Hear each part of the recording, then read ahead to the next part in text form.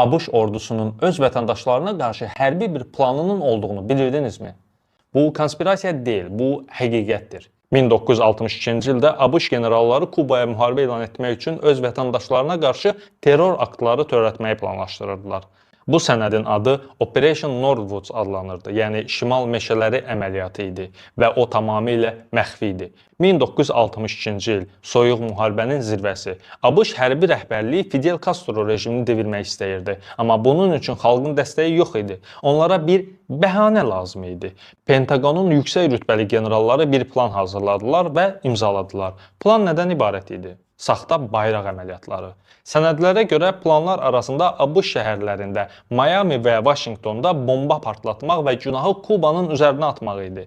ABŞ-ın Guantanamo bazasına saxta Kuba hücumu təşkil etmək və ən dəhşətlisi universitet tələbələri ilə dolu bir mülki sərnişin təyyarəsini uzaqdan idarə edərək partlatmaq və bunu Kubanın qırıcısının etdiyini iddia etmək.